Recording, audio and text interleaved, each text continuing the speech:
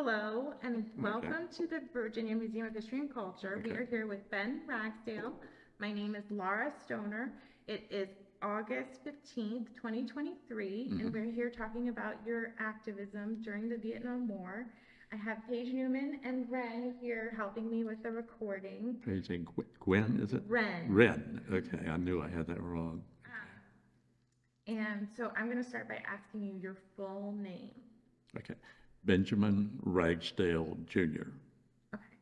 And when were you born? August 31st, 1944. Do you have a birthday coming up? I do. I will be in my 80th year. Congratulations. Glad to make it. And then where were you born? Nassawadox, Virginia. Nassawadox is in the middle of the Eastern Shore Peninsula at the very bottom in Northampton County. It means land between two waters. And what did your parents do for a living there? My parents were in transition. They moved there to have me at the home near my mother's parents. The only hospital in the county, the only hospital on the Virginia Eastern Shore is in Nassawadox. And so they came home to have me and my sister. We settled in Salisbury, where my father worked for the Farm Credit Administration, which loaned money to farmers. It's a federal government agency. My mother was a school teacher and then a young mother for a short period of time. She and my father had met in Suffolk, what is now the city of Suffolk. It was Nassawadox County, little town of Holland, where they both taught school. My father went on to work for the Farm Credit Administration, and we moved to Waverly in 1950 in Sussex County. And my mother taught school and then was a school administrator there and in Prince George County for the rest of her life. My father died at the age of 65, right after retiring. Anyhow, Waverly was a quintessential rural southern Virginia town. And some of the people, when I joined the civil rights movement, said, well, don't you find it uncomfortable to associate with your folks at home and your family even? And the answer to that is no. And they asked me, how can you say you need to love your segregationist friends? Some of them in other parts of the country are killers. Well, it was easy to love my segregationist friends. I mean, people are people. We all start from the same place. Many of us are taught even today to hate, and that's highly unfortunate, and it's acted out in various ways to various degrees. No one, I was kidded a little bit in college, of course, but I don't remember anyone ever disparaging me in a personal way. The pastor of my local church let me preach on Youth Sunday, and I preached about the hypocrisy in the local church. And a couple of my high school colleagues participated in the service. It just happened. Ben's crazy. He disagrees with us. But they accepted. They even made me an honorary member of the official board at Waverly Methodist Church, so I could vote when they voted to ban the entrance of any black person attending worship services at Waverly Methodist Church. This was in the mid-'60s, and there were, actually this was in the late '50s, and they were scared that, as in other places around the country, that we were going to have kneel-ins by black citizens trying to get in our church. We never had anything like that in Waverly, but they were concerned about it. They were going to play it safe. I told them it was against Methodist doctrine. It's against, Sunday school teachings. It's against the spirit of welcome, inclusiveness that we've always had in this country. It didn't matter at all. Me and the preacher and my Sunday school teacher voted no. The other 7 people voted yes. There was never a question that we were shutting down the church, but no one came. Was your preacher from the area, or was? No, no, and he walked a very fine line. He didn't take a stand on anything that I recall in the pulpit or on the street to speak of, but he was always supportive of me. And as one of his parishioners, and that was very significant. What was your preacher's name? Phil, What was that preacher's name? Phil Foot. F-O-O-T? E. Mhm. Okay, F-O-O-T-E. Yes. And it so happened, he probably didn't tell anybody else this, that he was at Crozier Seminary with Dr. Martin Luther King. I don't think he was ever involved in it, but he just knew. He knew what was up. He knew what was going on. He accepted what was happening. Okay, let's rewind a little bit. Mhm. So where did you attend high school? Waverly High School. Waverly High School had a total of roughly 100 people in it. Well, excuse me, that was Waverly School. Waverly High School was the 8th grade through the 12th grade, and it had maybe 100 people in it, and the grades below it had 100 people, roughly. And we were the largest of 4 white high schools in the county. So you were not integrated. No. I remember very vividly in 1954 when the decision came down. You may think this is crazy, but I was in the 4th grade. Why would you remember something like that? You know, it's way over your head. Well, no.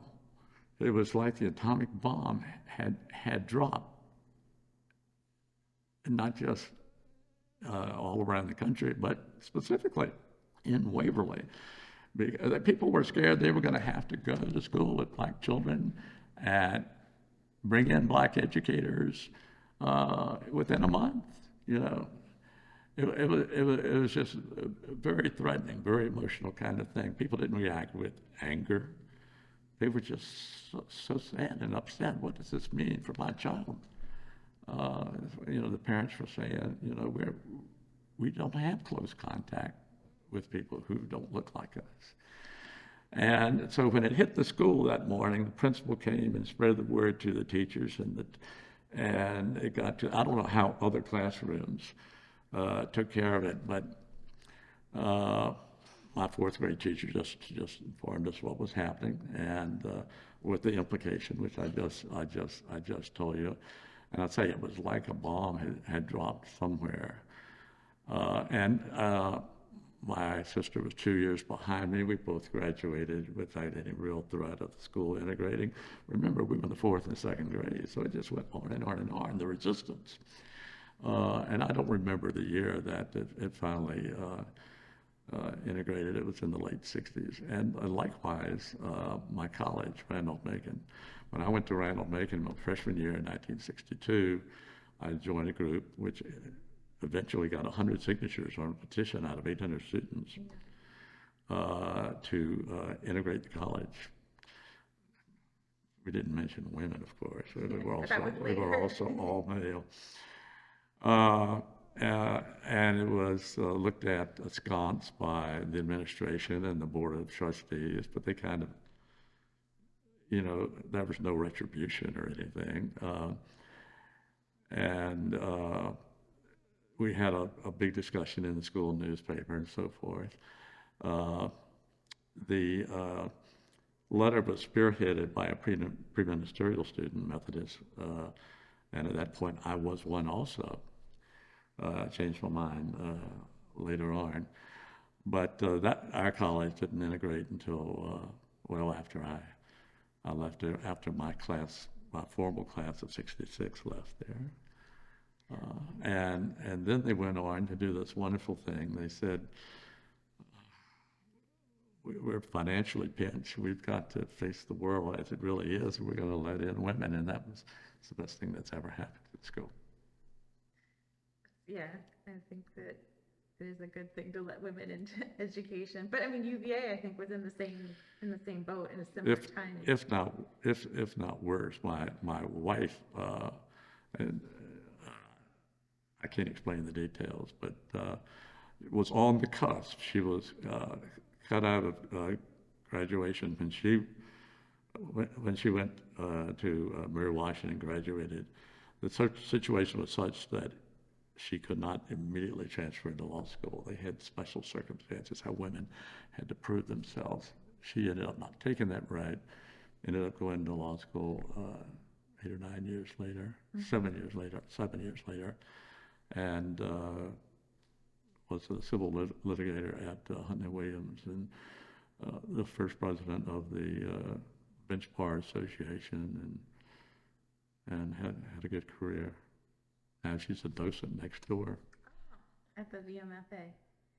Okay, so I want to go back again and talk about your family and what created you as a person and your belief system. Obviously, the Methodist Church is very influential in your life. Mm-hmm.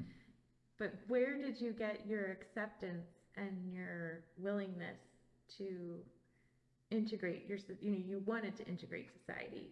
What kind of exposure did you have to Black people in your community? Like, what informed your desire to have this happen? Very little contact. When Dr. King died in '68, that evening I went over and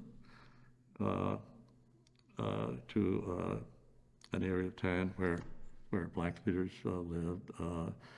The local undertaker, they also always prosper in some way in Black communities, was also president of the local chapter of the Southern Christian Leadership Conference. And although I only knew him to nod to on the street, I was very close to the state president of the SCLC and had worked with some of their organizers. And so I went over in the middle of the night, knocked on the door and just shared my grief and talked to he and his wife for a while. They were watching television. Of course, it was consuming. And we just kind of cried together.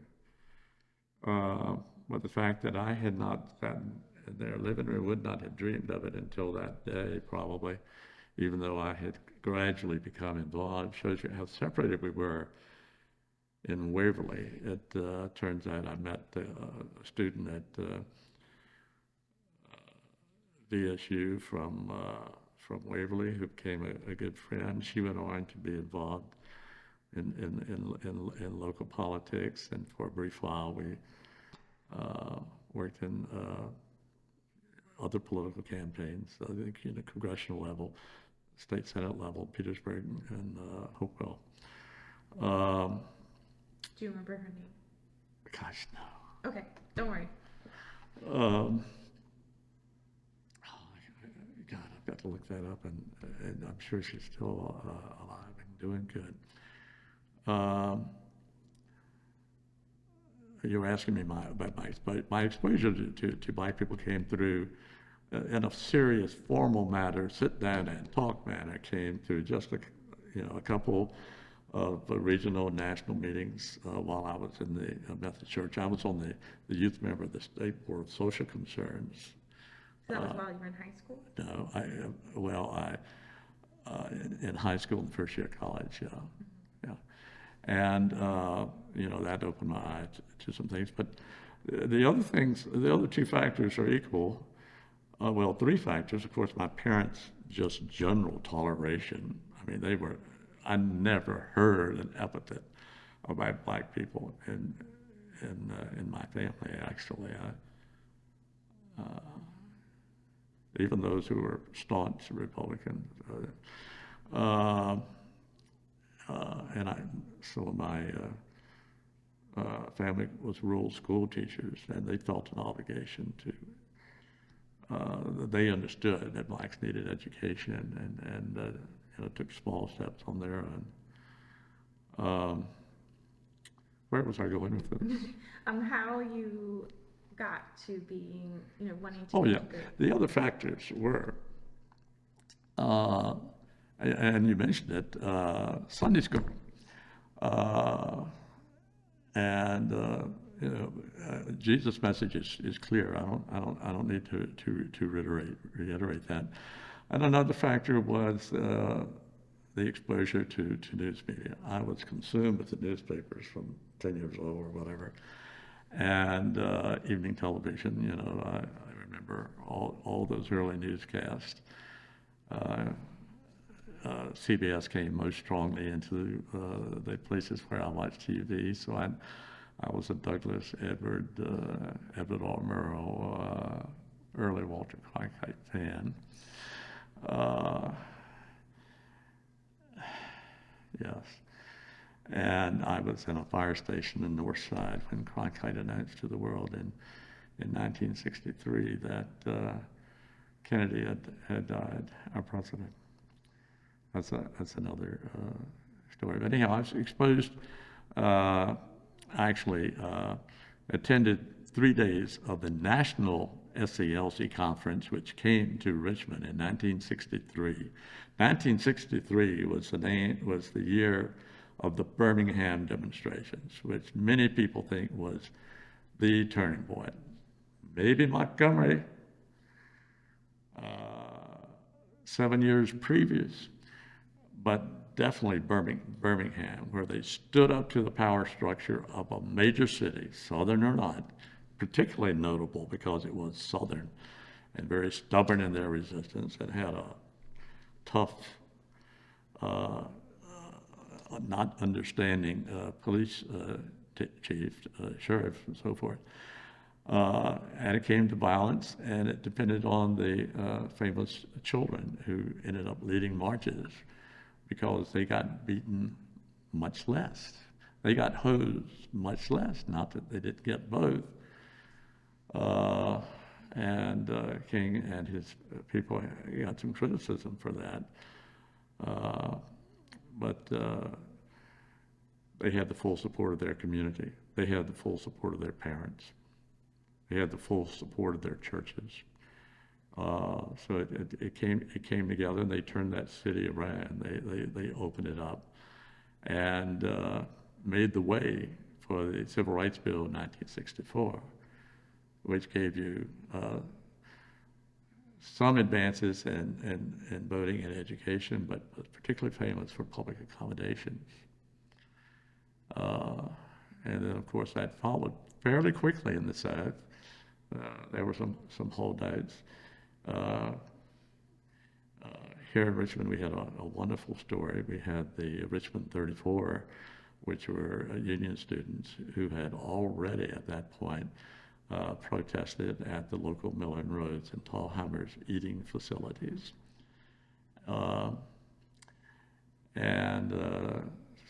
After the sit-ins began in Greensboro. So all of that was coming together, and I was involved with the people in my area who were supporting all these things that were going on. So you, okay, you're getting involved, but you graduate high school, and then you go to Randolph-Macon in Ashland. We had 18 people in my graduating class, largest class ever graduated from Waverly High School. 18. And were any of those people, did you feel like any of those 18 people were sympathetic to your beliefs? We just didn't talk about it.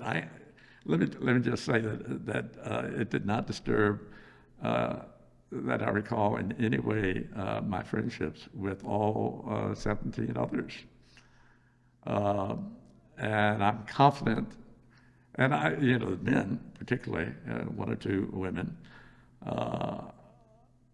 I was close to, as eighth graders do. One of my good friends used the word nigger occasionally, but they were growing out of it too. I mean, through the eighth grade, I was a fan of a Southern candidate for president in 1960, Herman Talmadge of Georgia, state senator, what I would call a who I would call a moderate racist, you know. But I grew considerably my last couple of years of high school, my first couple of years of college. I was and actually, in high school, I was first for Lyndon Johnson because he was in between Herman Talmadge and John Kennedy. But when Kennedy was nominated, I became a big Kennedy fan. But you're getting information about this through the newspaper, through the TV. Like, there's not any like newsletters that you're subscribing to or anything that was. I didn't. In high school. In college, we had a group of white Southerners paralleling the black students who belonged to SNCC, the Southern Nonviolent Coordinating Committee. And I was real active with them, and if a local group sprung up, I would support that. That was much limited in their activities. I welcomed the opportunity to be a leader in Vietnam summer. I was taken directly to that by Dr. King and the Civil Rights Movement. But it was such a natural fit, and it was for most of us in the Civil Rights Movement. Well, okay, so you go to Randolph-Macon, what are you majoring in? Sociology. And then did you do like a pre-ministerial? And whatever the pre-ministerial people did. Mostly we went out to a local correctional school and taught Sunday school. And Okay, so you go there, and then when do you first hear about the Vietnam War? That it's happening, that they're pulling? Well, I was enough aware that I followed it from its inception, of course. And I was well into college by then. You know, the Tonkin Gulf incident was in 1964. And then, by early 77, it was just, troops were just streaming in without never had a validation. So, okay, you graduate from high school in what year? 62. 62. Mm-hmm. So then from where are you, when you're at Randolph-Macon, what years are that? I honestly don't remember what years I was there. I know I was there from 62 to 64, and from 60. But I was there a total of 3 years. Mm-hmm. And but it was broken up between, yeah. And then it was 64, 65, 65, 66. I don't really remember. Okay, just to give people an idea of like Yeah. what we're talking about. Yeah, my college career was broken up. There are both good aspects to that and bad aspects, and I won't go into the bad aspects. Okay. They go in building your foundation, and people say, do you have regrets? One of my favorite singers has a song about, I did it my way, I have no regrets. Well, hell, anyone who doesn't have regrets hasn't lived very much, certainly hasn't learned very much. But that's in the very personal sphere. It is what it is. When I don't think I mentioned this to you, but I ran for Congress as a national anti-war candidate in 1970. Wow. And So who were you running against? And so that kind of interfered with my finishing college. Oh, yeah. I ran against Watkins Abbott, who had been in 22 years.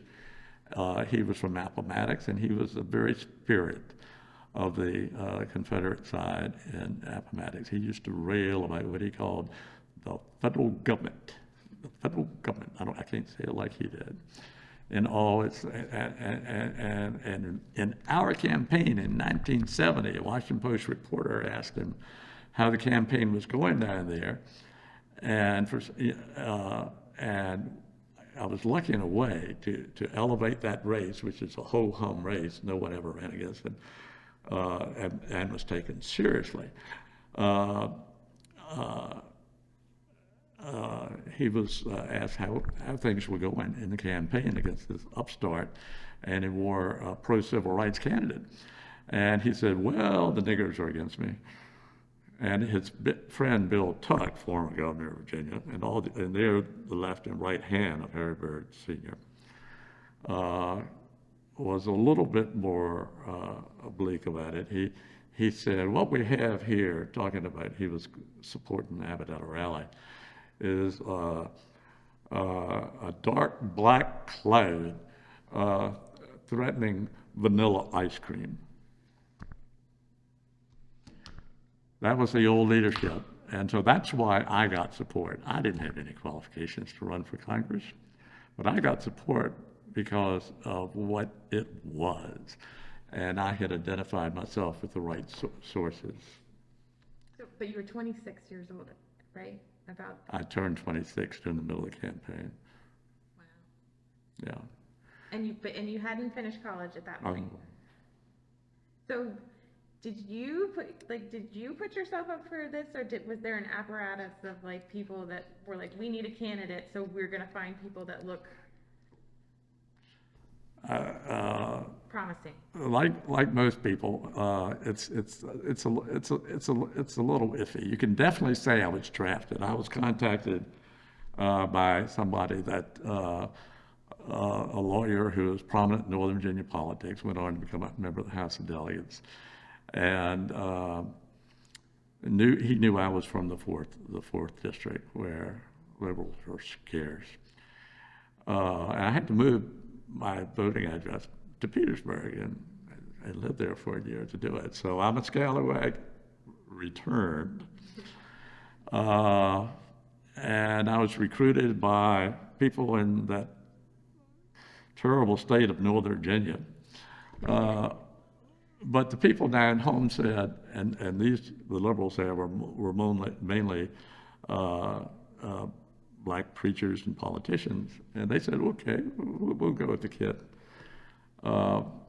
Their hero, a black lawyer from Emporia, had run the past 2 times, and did reasonably well. I mean, he got 30%, 30-some percent of the vote.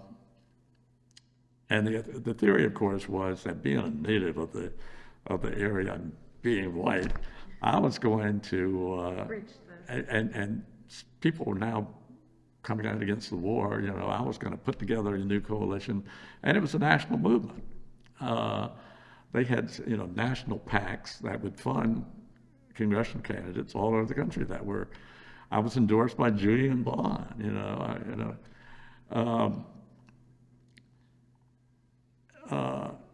In any case, it was the Black Voter Leagues who were the core of my support, and my friend at the Southern Christian Leadership Conference, who I've been working with for 5 years, the Reverend Curtis Harris, who went on to become mayor of Hopewell. Talk about people who see it through, get knocked down over and over and over, and then get to the top. And then I had worked for Henry Howell, the labor candidate for governor in the late '60s, and so I had friends in the labor movement, and so we very quickly put together a labor coalition. My labor coordinator with the state AFL-CIO, by the way, they find a favorite and they push them ahead. I remember 2 meetings specifically. One specifically, and there were others that were a little bit similar.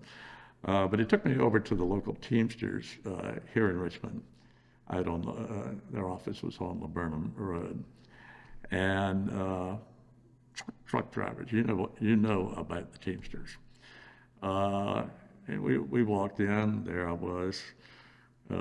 Young man, didn't look like I'd done much hard work ever.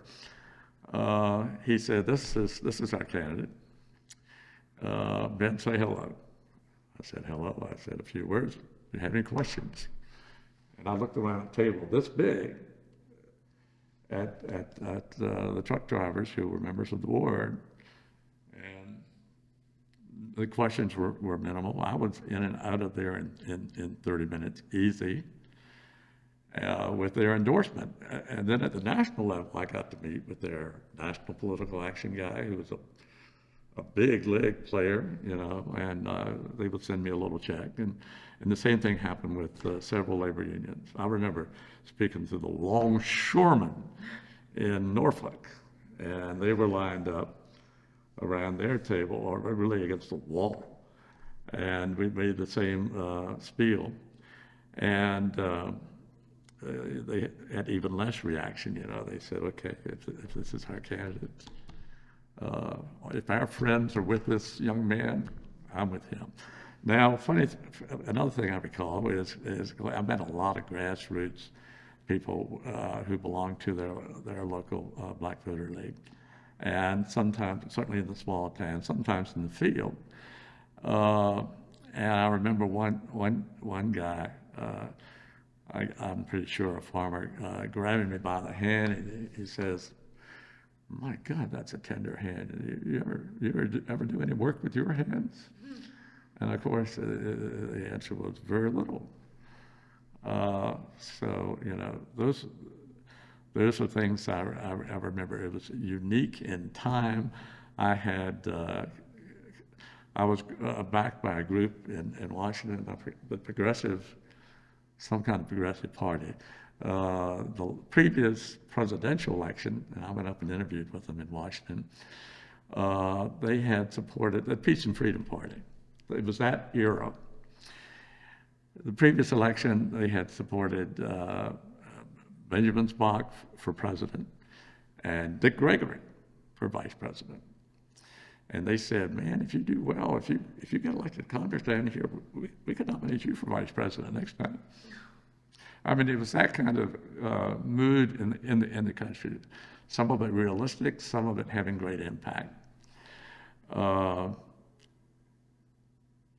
But because of the people that I had associated with, and other more mainstream probably, and in war groups too,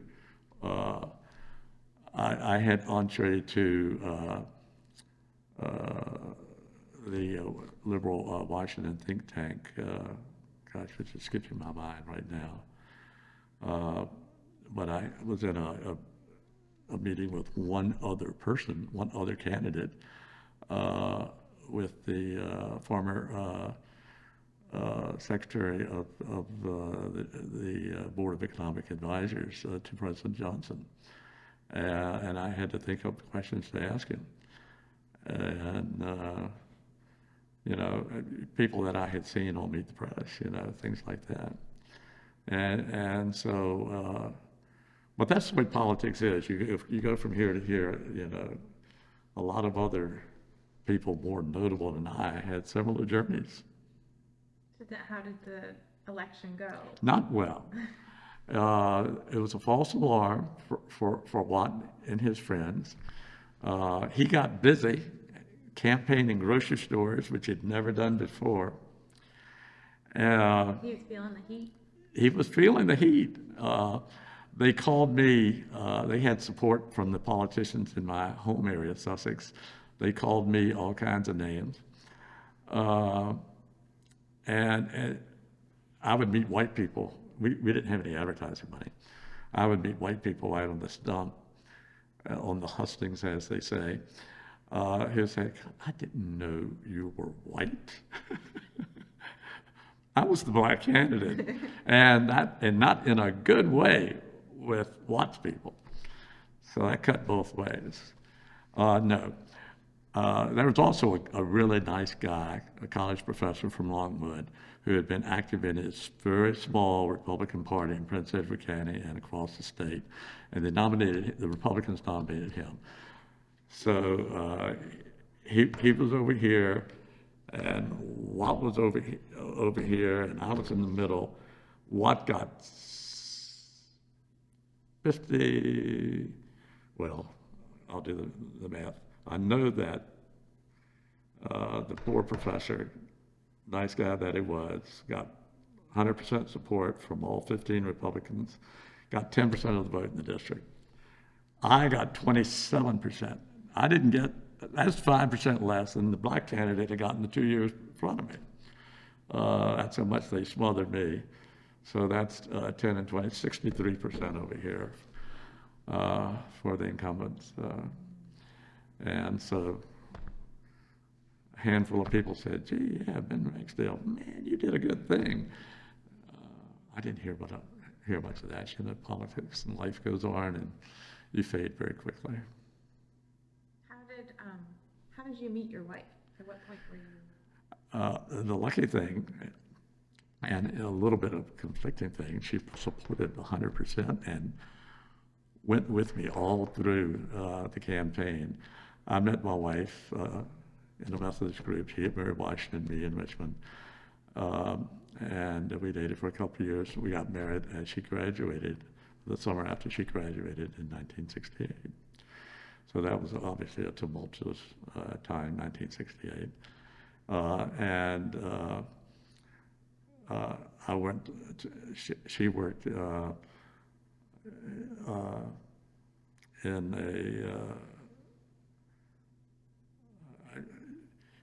she began work doing something I can't remember who for in the city, just a low level professional job, and then she became a school teacher very quickly, and she taught in the city of Richmond for 7 years. I worked for the Virginia Council on Human Relations coordinating a rural healthcare project, trying to get something going in Appalachia to improve health situation. I started to say I didn't last long. I didn't last long because that's when I was recruited to run for public office. And since the grant was just for a few months, there was no permanent job there. So I went ahead and did that. And Cheryl said, okay. And we had a wonderful time side by side in most places. I remember an outstanding thing in Emporia, Virginia, which is the heart of Abbott country, despite my attorney friend who lived there. And they had the annual Peanut Festival parade. And sure, if you want to be in the parade like every other political candidate, you can do that. You have to find yourself a car, so forth. And so one of my black supporters had an old convertible Cadillac, and he drove the car, and my wife and I and our terrier, who sat between us, we ran in the Emporia parade. And, You guys were a big hit. Well, some parts of the street we were. And we weren't booed or anything like that. And the dog helped us get some attention. But Must have been a well-behaved dog. It was. I spoke to the JCs in Chesapeake. Groups like that. I made an effort to reach out and broaden support. But most of my speeches were in black churches. I remember a little church, and in I think it was outside of Ivor, and they had maybe 50 people there. Just mainly farm people. And I spoke to them, gave my regular little talk, and then they insisted, and I knew nothing of this. I never encouraged it, but they took up a collection for me, and they gave me $13. I was so touched. And then I was invited back when they had, after Dr. King had died, the new president of the Southern Christian Leadership Conference, Ralph Abernathy, and I had the pleasure of meeting with him or just visiting with him at lunch on a Sunday. You know how you always go to someone's home after church, and sat across the table from him, along with my friend from NCLC and the host family. And Cheryl, of course, Cheryl was everywhere. And she was, when we announced, we had a little news gathering for the Virginia Pilot, a couple of Tidewater TV stations, and the Ledger Star, their afternoon paper at the time, noticed my wife on the side, and she said he was accompanied by his something like his lovely petite redhead wife or something like that. It was very complimentary, as it should have been. And in a week or so, we're celebrating our 55th. Oh, congratulations. Thank you. I'm rambling. Yes. You're bringing me back, right? Yes, yes. So, to me,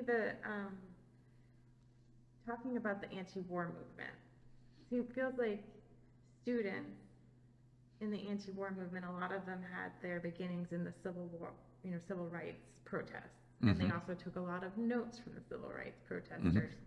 And it seems like you're very much in that vein. It's hard to follow with your schooling, like where, what things are happening and if you're in school at that time. But like, I was always in touch. I never felt absent from the rhino-making community, for instance.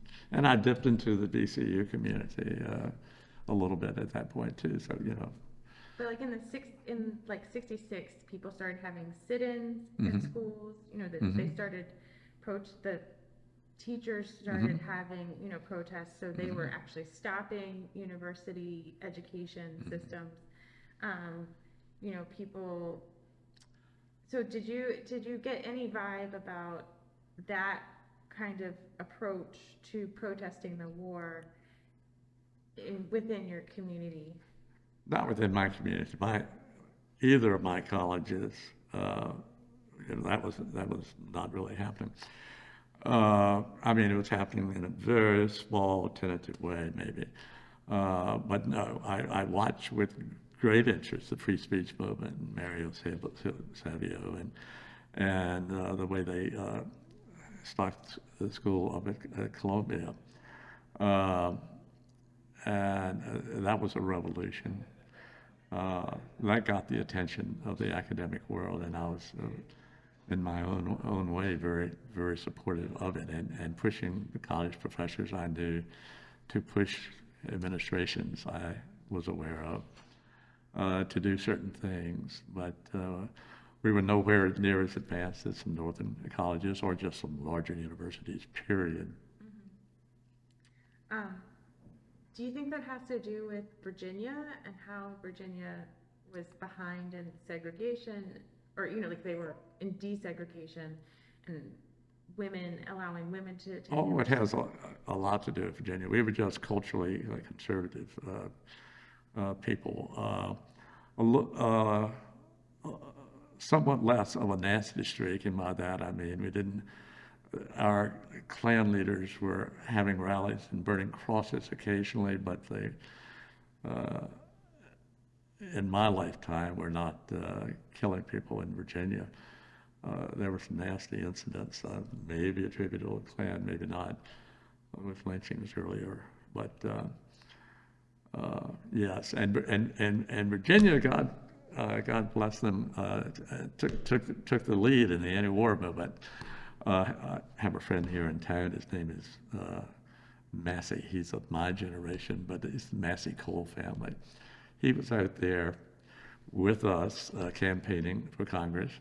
Before that, he was leading one of the leaders of the anti-war movement at UVA, and wearing a tie around his forehead and so forth. And I went to University of Richmond during my early college years, and they had groups which were much more liberal than the ones at VCU or Randolph-Macon. And so I was exposed to maybe the occasional northern radical student point of view, but it was rare, and they had to mesh and do what the majority wanted and do the conventional things. And they did do conventional things, community organizing, helping people in their neighborhoods, in their homes, in rural and poor areas everywhere. Of course, later focusing on voter registration. So are you saying you think the population of the University of Richmond being more out of of state people made it a more liberal kind of atmosphere? Oh, the out-of-state people at Randolph-Macon made it. I mean, I was working with the liberal Republicans. Believe it or not, liberal Republicans, 1962, 63, and everywhere. And of course, they had it at UVA too. But there were some native Southerners who mingled very easily because of various backgrounds. I hate to be elitist, but some of those were super students and that kind of thing that just knew more about race relations and economic circumstances and what was going on, and could do more, or were more sensitive to the civil rights movement in general. And remember, the civil rights movement was never just the civil rights movement anyhow. It became war anymore, but our villains were always racism, poverty, and war. And they still are.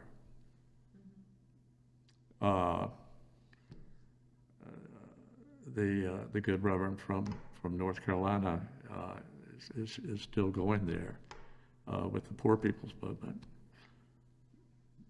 What's his name? The good reverend. I've hugged the man twice. I can't remember his name here in front of this big microphone. It's okay, we can. But he is a current prophet, not getting much attention because of the same problems we face. People are busy with other things. And the politicians are so cautious, even more so, of course, in this era where we stifle facts and we aren't afraid to say hateful things in public. And so we are a very dire circumstance right now. Even those who want to speak out, do the right thing, like John Lewis urged at every point in his life, including right out here in front of the building at the Virginia Museum of History and Culture. Mm-hmm.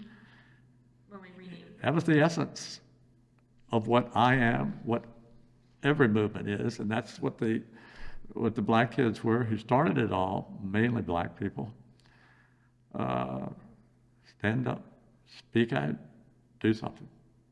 It's very simple, really. And people are not doing that today enough. Did you, to go back, were you drafted at any period?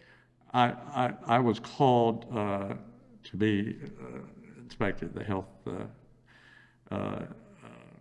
review. To get an evaluation? Yes, and I came to the courthouse down on Main Street, and I was trying to remember the year last night.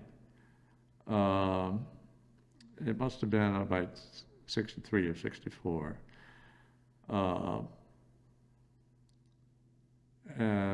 Maybe 60, maybe the latter part of 64. Did you know, when you got your number, did you know that you were likely to be called, or? I don't even know that we were doing numbers then. I just got, I don't remember when the lottery started. I expected to be called because I was of age and because they were just plowing men primarily, into the war nonstop.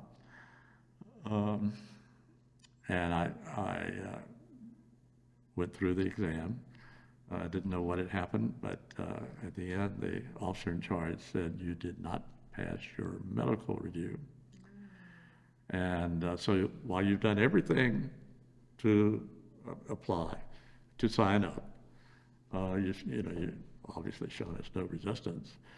That part you did not pass, and I'm a lifelong asthmatic and so forth, and I never inquired about the details. I don't know if they publish them. So then you were deferred at that Deferred. point? But were you in college at that point? Like, did you have gotten? I think the reason I was there is because I had just left Randolph-Macon at the end of my sophomore year. That's my guess. Yeah. I don't really remember all that. That makes sense. Yeah, it does make sense. Um, and Do you like, remember how your family felt when they knew you had a medical deferment? Had your oh, father, they were grateful I didn't have to go. They, had your father served in any my military? father fell right between the wars, between One World and War two. One and World War II. My father was 15 years older than my mother, and so that's how that happened. Um, and likewise, his brothers, uh, my grandfather's family. I don't remember any.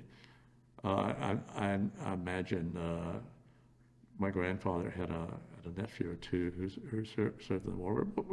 Both my father and my mother's family didn't have much military background, except my father's family, raised in Dinwiddie. Uh, all the men of the eligible age, of course, served for the Confederate Army.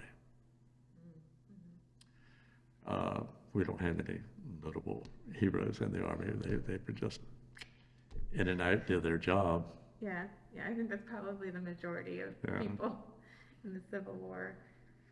Okay, so you know that for the rest of the conflict, you're not really going to be in danger of being put in a military situation at that point. So, Mhm.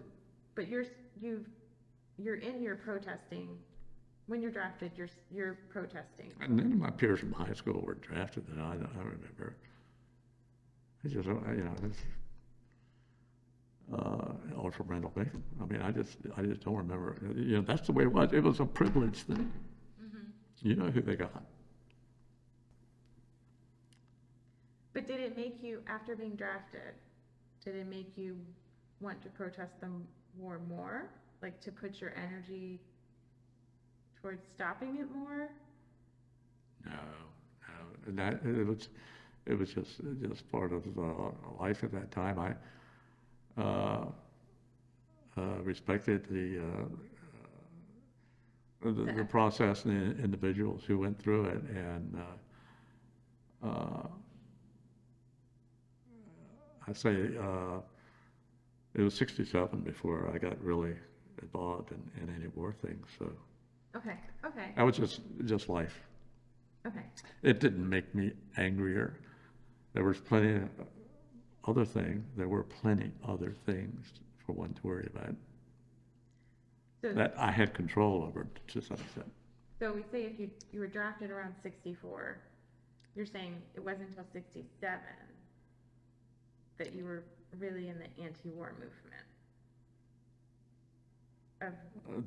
That's true. Well, the anti-war movement really picked up the first part of 1967, and some people say one of the key points was a well-publicized, I mean, in the liberal news journals, speech or sermon that Dr. King gave at Riverside Church. But the children had been killed in Vietnam, or he was protesting? Well, he certainly noted the horrible things were happening on the human side with the war. Civilians. Yes, yes, and he thought it was not in keeping with either God's ways or American tradition and decency to be a participant in this war. I remember being interviewed by this time by Lawrence Spivak on an early Meet the Press episode.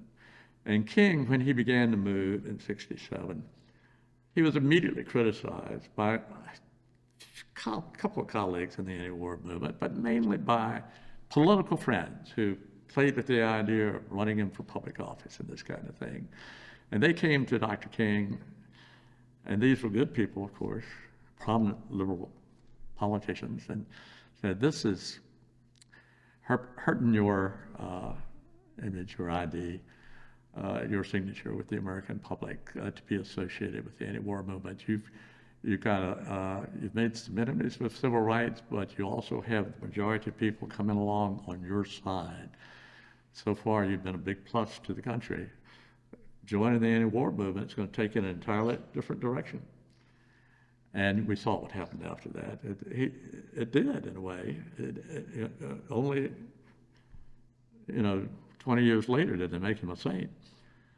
But Dr. King answered it. The question from Spivak was, don't you realize this is not a practical thing to do? That this does not help your cause? Because he knew that was what would get at King. You don't want to hurt the civil rights movement. And he said, this is a moral question, not a political question.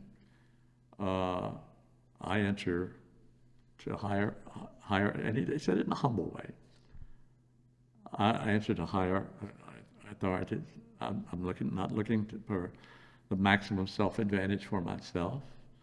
Like we have done in the civil rights movement, we seek what is right, what will widen opportunity. And in the case of the war, we're destroying for senseless and immoral reasons the futures of hundreds of thousands of people eventually. And it's just unnecessary. It is, he didn't say this, but the people who were making the war said, yes, it's immoral, but it's also stupid, and that's still the measurement. And sometimes it's not easy judgment to make. That's still the measurement in the years going forward. So you started the Vietnam Summer in 1967. Another big thing for me after the director. I was the state director. A big thing for me before I was state director, I was going to New York City to a huge rally in Central Park where King was the keynote speaker. But it was such a cross section and an eye-opening thing. If I was only 23 at the time, and so I remember being in high school and Leonard Bernstein doing his young people's concerts on CBS, explaining to us about classical music and all of that. I remember very well Mitch Miller, who was executive at Columbia, but made his public name by leading a chorus singing traditional American songs from the 40s and 50s primarily. And it was a feature on, right up there with Perry Como, So I come from that background, and here was Leonard Bernstein coming out and saying, "Right on, you all look beautiful." Here was Mitch Miller leading the group in song, singing, I think it was America, about a land of truth and brotherhood for all, And then there was newcomers, people of our generation, Peter, Paul, and Murray, singing about, if I had a hammer, I'd hammer for freedom and justice and love between the people, a love between people all over this world. The message was clear, and that's exactly what I was taught in Sunday school. And by the way, another hero of mine, this may or may not surprise you, I mentioned whether or not Dr. Raven has written about this, but Gene Autry was my favorite cowboy. Gene Autry gets credit for authoring the Cowboy Code, which he picked up from different places. And I didn't have time to bring you a copy. But along with it, and it's big on treating women fairly and helping others in need and things you wouldn't expect. One of which is if people come from a different place, live with them and work with them. And he too felt an obligation in the movie business out there in California, to lend those values to young people And I didn't make a big deal of it at the time, but it just all fit together. Later, he entertained Richard Nixon at the baseball stadium after he bought the Angels, and hung out with Goldberg, I guess, but it was not a big thing. But decency comes from everywhere. I know I digress, but you asked me where it was coming from. That's where it was coming from, and then that rally was terrific, and there were all kinds of people there, politicians and so forth. But anyhow, and then I got a chance to be part of that summer. I welcomed it, of course, and that was through a guy who went on to be a professor somewhere in the north, recommending through civil rights circles and the fact that I had organized and had responsibility in civil rights work, recommending me to the American Friends Service Committee. And we had a young lady whose name I cannot remember. I think her first name was Suzanne, out of Greensboro, another one-person office, who directed me and some other Southern state directors. And so that was my activity from June to September. I got $75 a week and a place to stay with a local school teacher from the Richmond Public Schools. So, Vietnam, what was the goal behind Vietnam Summer? Can you explain that? The goal was to educate students and provide them with advice about how to protest, and if you were so inclined, how to get in touch with the people who could counsel you on conscientious objection. They were to spread the message of this is a bad war, and what we can do with our legislators primarily to turn it around, to all kinds of various community groups.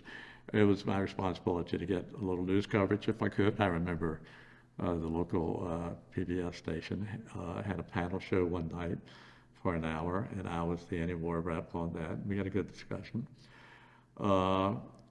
At the end of the summer, we planned a rally at the War Memorial. Our speaker was going to be Sandy Gottlieb from SANE, whatever. It was an anti-bomb, anti-war organization, mainstream. And we applied, as other groups do, the Rotary Club, whatever it is. We were taxpayers, and we wanted to call attention, of course, to the military actions currently in Vietnam. So we said, we'll take this public space. And At the Virginia War Memorial. At the Virginia War Memorial. The chairman of the board of the commission was very staunchly opposed to us, and fought us for a year. We went to federal court. A brand new federal judge on the bench in Richmond named Robert Murridge, who went on to greater fame in 1968, ruled in our favor that we had to do it. And so Mr. Gottlieb came down, spoke to 100 people, which is all it held at that time, and that was done. It was just another civic gathering. We didn't do any demonstrating or say any nasty things. Respectful of the Always respectful of the place that we were in. But that must have been quite you must have felt like I'm doing something, having a federal court case, Well, that was the impetus for the first local ACLU chapter in the state. A couple of local lawyers handled a case.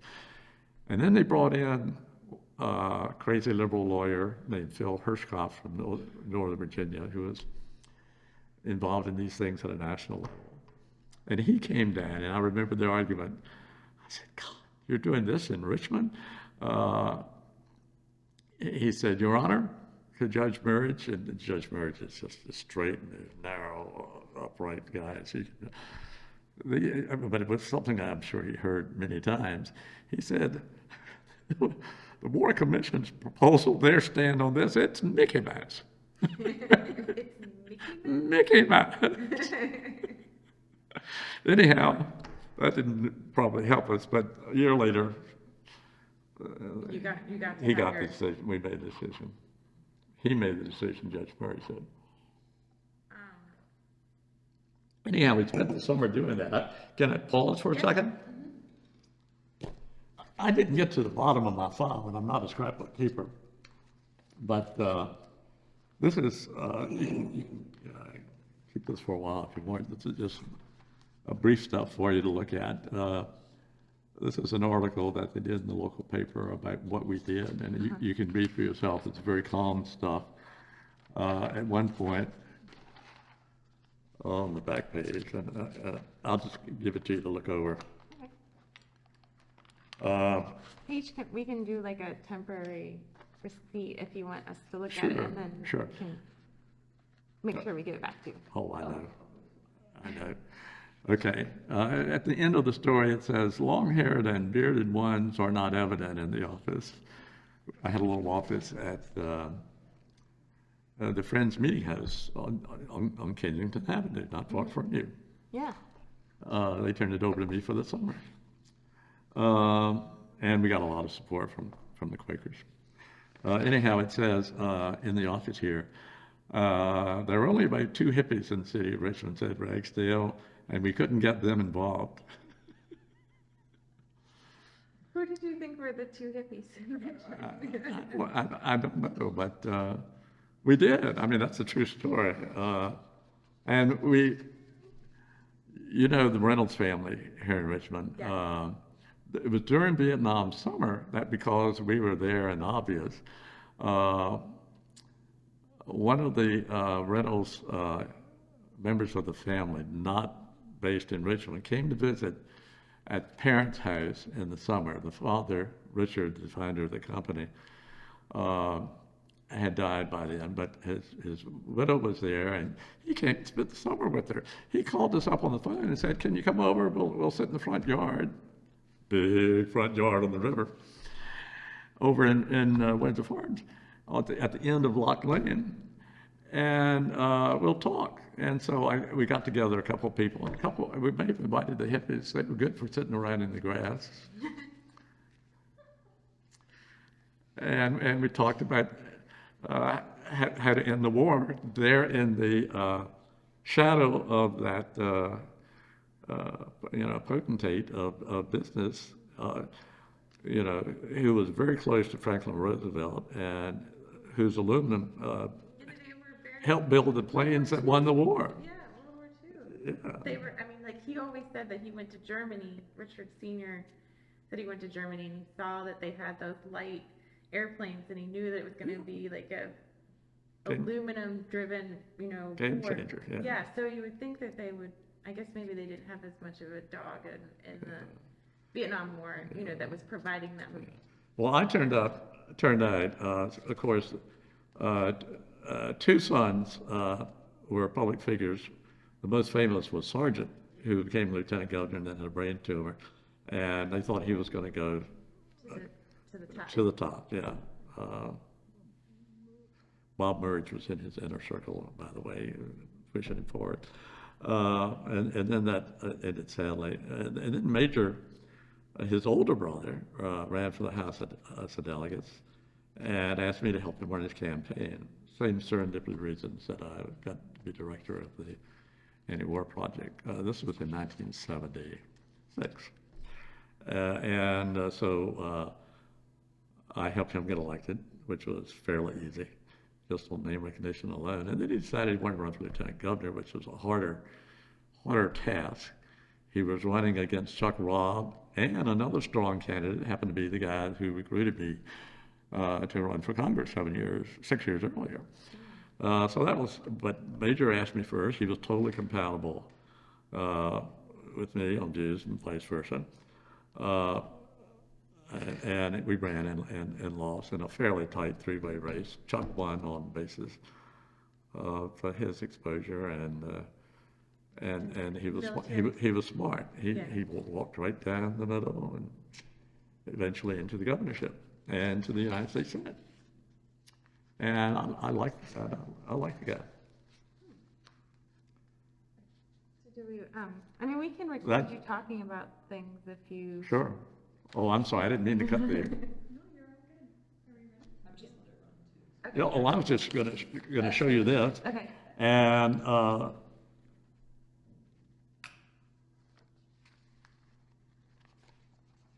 And this is about the anti-war movement at that time. I was part of the PBS, local PBS thing about 10 years ago. You know, I'm sure you plugged into that. And they produced this little booklet, and that's me. This tells you. You want me to be on tape? Yeah, yeah. Okay. Well, this shows you the embryonic stage of our anti-war movement. There is me, the director of the Vietnam Summer Project in Virginia, who invited this gentleman because I read in the paper that he was coming to Virginia State University to talk about, of all things, the war. And he had just made the big speech at Riverside Church in the spring, and then spoken at the big rally in Central Park in New York. And so things were happening. He was passing through Richmond. We tracked him down at the Richmond airport. We invited a couple, 3 or 4 Richmond news media to come. No one showed but the Richmond Free Press. The Richmond Free Press took this nice picture. This is me, of course. This is my friend, the seminary student. We had good support at the seminary. Dr. King, of course. And this is Andrew Young, who went on to be mayor, congressman, ambassador to the United Nations. And the interesting thing here, just as a social history comment, you may see a couple heads peering through. They were the women, our little group, who were the core of the work.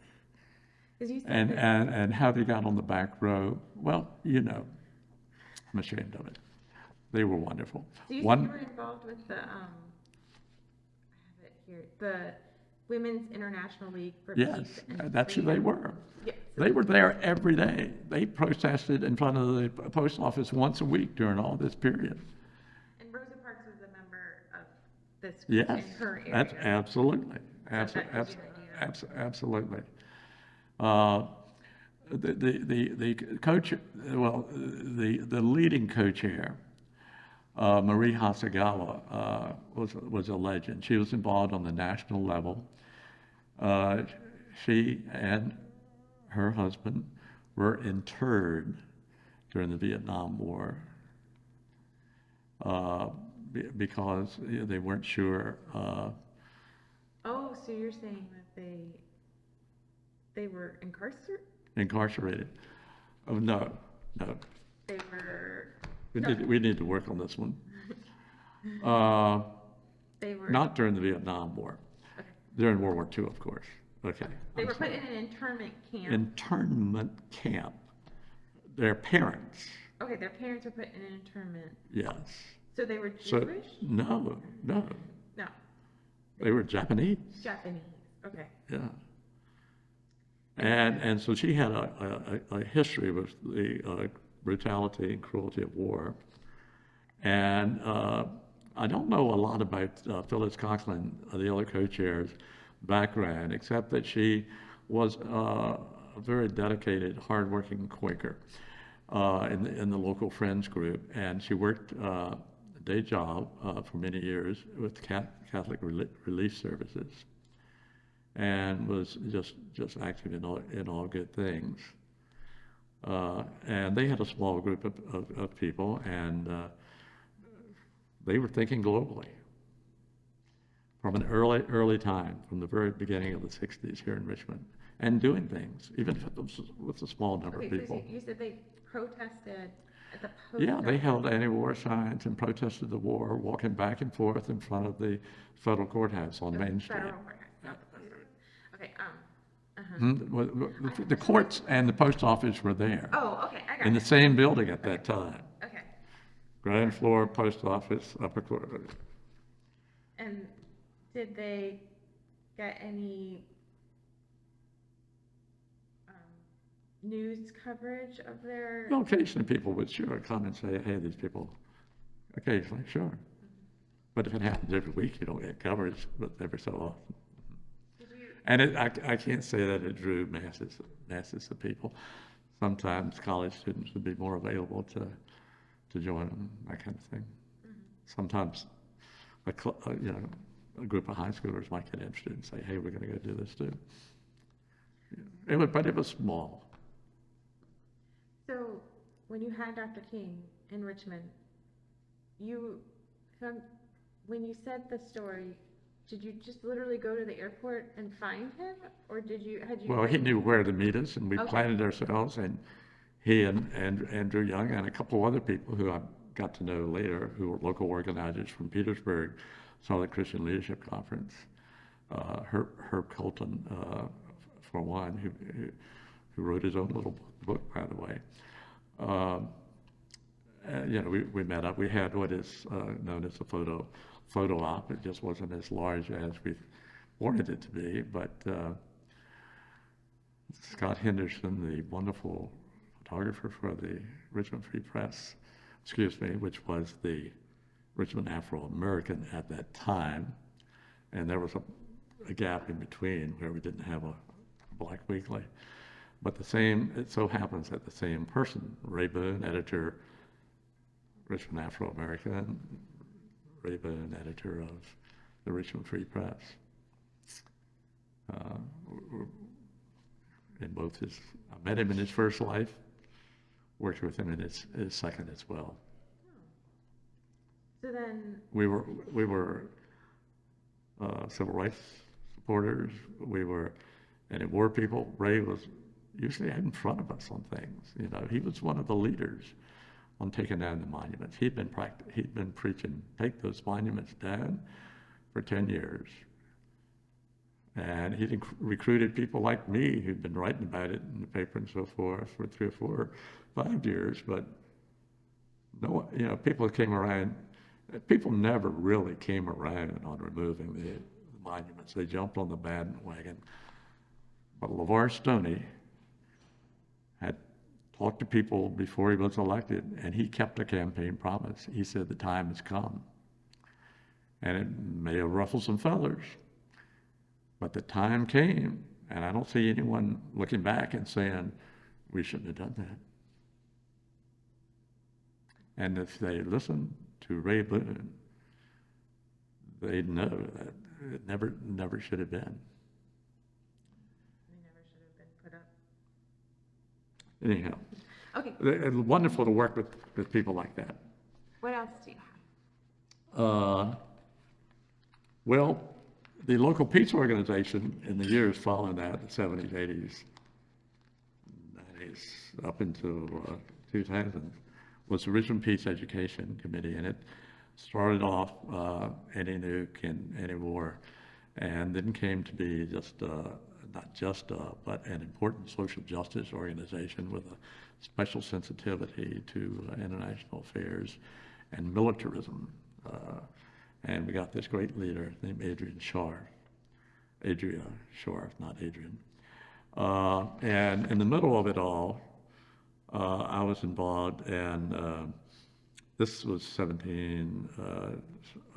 September 2016, toward the end of the real active phase of the Richmond Peace Education Group. We had a forum on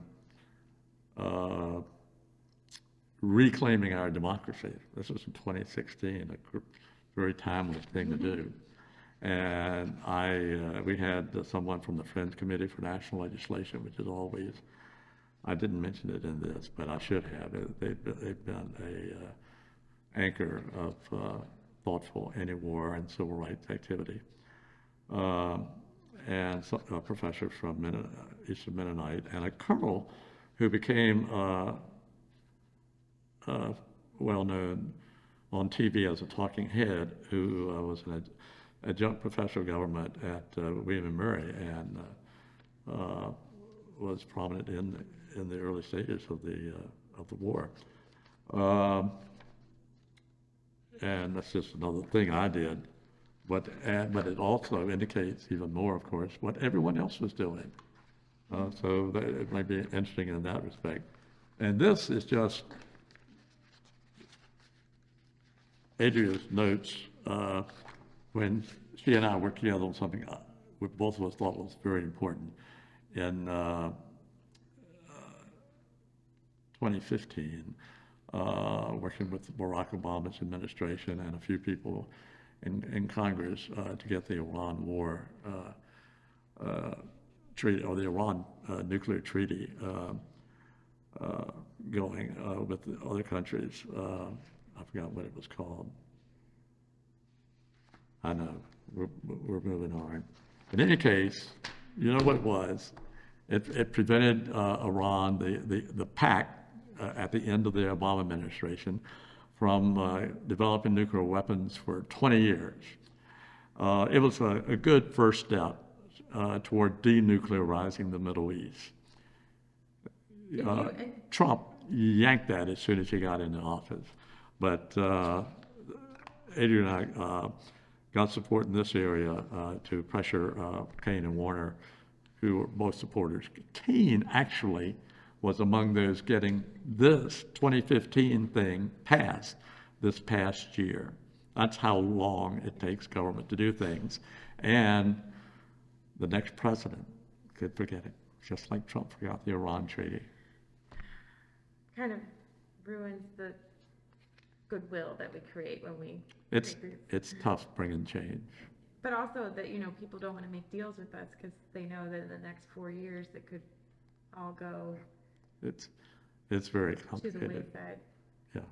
But you mentioned also Oppenheimer and the atomic bomb, and I think maybe the movie had just come out, so maybe it was the top of your mind. But that nuclear war was also something that you were concerned about in the anti-war movement. Yeah. Well, I was concerned from high school, and it was highlighted by John F. Kennedy, supporting the original test ban treaty and enlightening us all about the threat of nuclear weapons, and moving to work with Khrushchev and so forth. And at that point, in the very early 60s, the concentration was on let's slow down the development of these weapons. Let's make sure they are in safe hands, and through international treaties, let's decrease these weapons, eventually taking them away and letting internationally approved soldiers take care of conflicts. That was the whole concept, of course, around the United Nations, which everyone still pays a little bit of lip service to and is remarkably effective, but no one really believes that. I mean, you can just look at the Secretary General now pleading with people on climate change. He's pushing us along. We're doing some significant things, but not enough. History repeats itself in all kinds of different ways.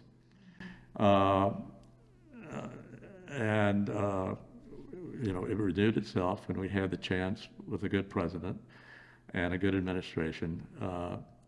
It repeated itself with the opportunity to have a pact with Iran and several of our allies that would make it possible for Iran not to finish developing the nuclear weapons they had underway.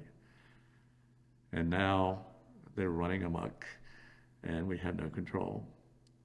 We're still trying to patch something together, but you just said it's hard to do it when we don't know who the next president will be. Yeah. So did you feel, to go back to the coalitions or the groups that you were involved with, the WILPF and the SCLC and the Quakers, is everybody getting along really well, even though they're from different religious backgrounds? And not like radically different religious backgrounds, but there's Methodists and there's Quakers. Is everybody just, it's all the same, we're all good, we have the same goal, and let's just move it forward? Well, yes, it's inevitably the same people who would end up in intentional interfaith groups to help with all social justice causes. And no, we were outgoing in that way, always will be. Um, can you tell us the story of the march in DC where you had the anti-war movement and then you had other types of protesters that joined you on your march? Well, there wasn't much to tell there, except that it was 1971. The anti-war movement was still going strong, and people were still drawing hundreds of thousands of people to Washington to march in the streets. And at that point, focus was even more on Congress. And one thing I remember from that march is on the side, a group was gathered in front of, and because we had little demonstrations here and there. I remember the first march I went to, Joe Myers had a group down at the Washington Monument, just a small group that had gathered. They saw her and she sang for us, we shall overcome, and a bunch of other worker and civil rights songs. And she was just a young thing at that point. One thing about the mobilization, I remember it being in a similar small group over in the yard behind the Capitol building, and Senator Jacob Javits, a liberal Republican, had come out to speak to the anti-war protesters. This was in '71. I had seen Senator Javits in Richmond in 1963 when he and a Democratic Senator, Paul Douglas of Illinois, came to speak to the SCLC convention. People like Mark Hatfield in Oregon joined with Eugene McCarthy and George McGovern and Bobby Kennedy, opposing the war. We had real bipartisan support back then. But Jacobs came out to speak, and one protester, we were not but so respectful, although this was a legitimate question. He said, "Senator Javits, are you willing to filibuster until this war is over?" Now, of course, he didn't answer that specifically. He did say, "I will continue speaking against this war in specific situations where I think I can be effective." But there's, on one hand, very little satisfaction with another talking politician. On the other hand, there were certainly some people there who said, well, we have to work this at all levels. We have to have Vietnam summer people going to churches, school groups, student groups, getting conversations going. We need to have college groups doing the same thing, establishing rapport with professors and administration. To the extent we can, we need to reach out to the business community because they have a big impact here. Then we have to help support those candidates for public office which are favorable to our position and want to change the policy on the war. And when it's proper, we want to participate in a peaceful protest because they're being recalcitrant on Capitol Hill, and we need to make an impression there. And we need to help educate the public that, it's not just a few crazies, it's a large cross-section of American people who are opposed to this war. And the greatest thing, before I forget it, for me, that came out of this period, is we were doing these things on all levels. And we started off in '67, the Gallup people said you have a third of the people disapproving of the war involvement. That's highly manageable for a politician. We've seen that in recent years. But by 1973, you had 2/3 of the American public, according to Gallup, saying we ought to be out of there. And that made all the difference in the world. People, supporters of the war just kind of broke away. the end of 1968, we learned from a strong anti-war president who had the insurgent candidates of Gene McCarthy and George McGovern, uh, uh, and then the nominee was Hubert Humphrey, who had supported the president. At the end of that campaign, he was not so supporting the president, and he joined. It's even some parts of the Nixon administration did, incremental efforts to move toward that peace treaty that they finally agreed on in '73. Of course, Nixon at the same time was conducting a war, secret war in Cambodia, which was awful. But support for the war was obviously disintegrating. We were still on the job I think it was 1971, in the fall, and the students were there. We had a rally, and the question was, can you still draw anti-war people, particularly in Richmond? The Times-Dispatch said we had 1,700 people in Monroe Park, and we had 3 members of 9 city councilmen. We had Henry Morris, civil rights hero. We had Jim Carpenter, a progressive Presbyterian minister. We had a maverick elected official, Howard Carwell. And like I said, 1,700 people. We marched to the state capitol in a kind of disorganized way, and we, on the state capitol steps, sang "Onward Christian Soldiers," which was so inappropriate. But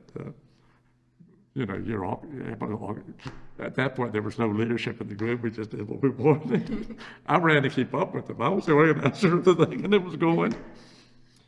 That's the way the anti-war movement often was. But we had an impact, and we enlarged our circles, and we became more and more respectable as time went on. Unfortunately, some of the people looking back to do a quick identification of the anti-war movement will show footage of the hippie groups, the drug use, the counterculture, and those people were there, and they were doing those things, and they sometimes associated themselves with the anti-war movement, but they weren't really very prominent in the anti-war movement. And then there was a small group of people, the Weathermen you've heard of, which included a couple of college professors, at least, who were genuine radicals advocating violence. And I never ran into them, never ran into any of their disciples. We identified, I remember Bernadette Dorn on the 10 most wanted list with the FBI. She was using the veil of being against the war, but they were going about it in totally illegal ways. And they were shunned, not meanly, but just left alone to do their thing by the rest, the great majority of the anti-war movement. How did you feel about the 1971 Winter Soldier investigation? How did it make you feel, when they had the Vietnam veterans come and testify, and there's some, confusion as to whether they were actually, could be where they said they were when they were. Well, I don't think there's any question about John Curtis's testimony. A lot of his brothers are still with him as he tries to do good around the world, and they were with him when he ran for president. You may remember. John Kerry got the most publicity, so I have to stand with him as most representative. But did it make you feel, from what I was reading, like Nixon gets elected, then he kind of makes the troops start getting drawn down. Mm-hmm. But then they do the Cambodian invasion, and then that really, people kind of quiet down during the troop drawdown period, but then when they invade Cambodia, it goes Mm-hmm. back up. So in 70, 71, it feels like there's a lot of stuff happening with the veterans doing the congressional testimony, and Kent State happening, um, that could be, I mean, it must have been like a very pivotal time in the anti-war Yeah. movement. And I was in college during the Kent State thing. God, that was a shock, and it sure stirred up a lot of us. By the time the Cambodia war got going, it was almost subsumed by the anti-war focus in the presidential election. My same friend who invited me to run for Congress, and who later I opposed tacitly for lieutenant governor, also brought me in when Gene McCarthy came to Richmond, Virginia. Gene McCarthy stood up and changed the world. That's the way it happened. And he kept Lyndon Johnson from running again with that strong showing in New Hampshire. And then others came to, benefit from the move that he had made. But he came to Richmond in the very early stages of that presidential campaign. And there weren't but a handful of us who were, Gene McCarthy fans at that point. And I got to work with the news media on the press bus for the few hours he spent in Richmond. I remember Senator McCarthy and me and were the ones who went into Virginia's Dabney, the editor of the Times-Dispatch office, and chatted with him. It was a little bit awkward, but they're both blue blood old boys, and so they found things to talk about. They didn't do any serious talking, but they knew who each other was and where they stood and what was happening in the country, and it was good for Mr. Dabney to have him in his office. It was proper. And McCarthy, of course, would never back off on his views. He had a rally that evening at the mosque, the old Altria Theater. It was incredible. I've forgotten how many people the Altria Theater holds. But 10,000 or more people came. they had to turn them. No, they didn't turn anybody down. They stood outside and listened on speakers. And it was interesting. Gene McCarthy was an academic, he was a college professor. And he would give his remarks about what a sad history this is. It's not suiting to the American way of doing things. And we've got to move in bold ways. We have to beat this president.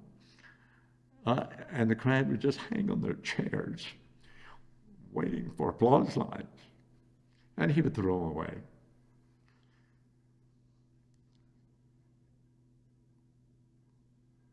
But they loved that message. 10,000 people with no publicity to speak of. They found out who was leading the charge. And they came from all over. And any chance they had, they roared with applause. And that was happening all over the country, particularly on those college campuses in the north. I'm sure there were a lot of VCU folks there, Virginia Union folks there.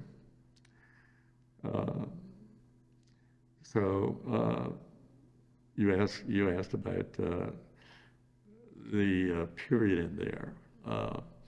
And then George McGovern ended up being the party nominee. I supported McGovern also from the very beginning.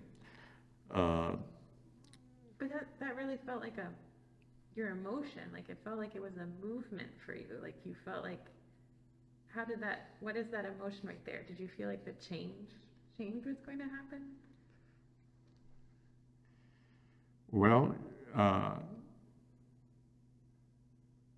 it wasn't that long since 1967 when the Women's International League for Peace and Freedom and their friends could only get a dozen people to march in front of the courthouse. And we could only get 4 or 5 people to sit in the grass in front of the Reynolds house and talk about the war. And similar situations. I went to college campuses and so forth. And so for things to happen so quickly, this was 1968, this was the year afterward. And McCarthy had stood up with a handful of other bipartisan senators, William Fulbright down in Arkansas, and said this war is not a good thing. And it shook loose the president, who won by a landslide only 4 years previous. So yeah, it was coming together. It was coming together in my backyard. You know, it was a good omen. Then McGovern picked up the baton, and he was a very good man. He was a Methodist, of course, and a rural, sensitive South Dakotan. I had no problem at all with his candidacy. And so I did what hundreds of thousands of people across the country did, and that was send him $5 a month. And every month you would get this long 5-page letter on congressional stationery, seemingly. It wasn't done at government expense, but it was, you know, it looked formal and nice, and it was informed, and it was dear Ben, explaining what was going on in the country, and you know, it was an intelligent campaign. And I remember his last, one of his last speeches on, he went to Wall Street 2 days before the election, just to make it clear to everyone how important this was. And I remember him saying, something along the lines of, we may not win this campaign, but we have done it because it is right, it is good for America, it's good for the people of this country, and we will continue until we see the kind of change we seek. And he was emotional, and I've forgotten exactly what it was, but he made a reference to his religious background. So unfashionable. He was running against Richard Nixon, who had a religious background, supposedly, even a Quaker one, but never spoken in terms of what's good for the country morally. But George McGovern did. And he spoke for us. I don't want all this sweepy stuff on tape. No. I think it's important to, I mean, you worked really hard, you know, and you believed in what you were doing. Yeah.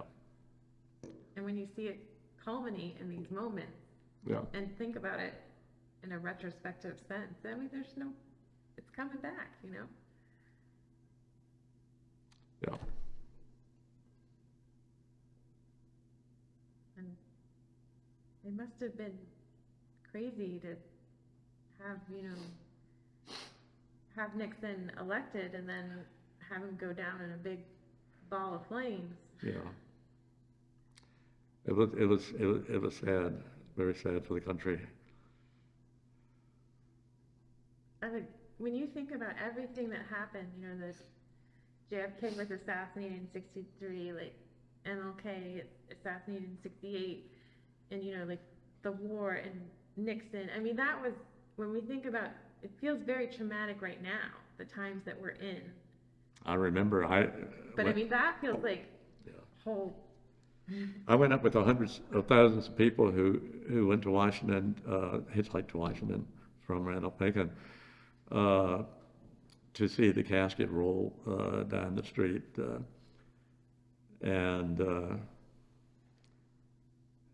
you know, it was very, very moving. One of the first people I ran into was the dean of my college. Not the dean of men, but the dean of the college. And shows you, he had also, later, I guess I was back at Randolph-Macon in 1967, because he gave me $5 to help buy a plane ticket to go up to the rally in Central Park, you know.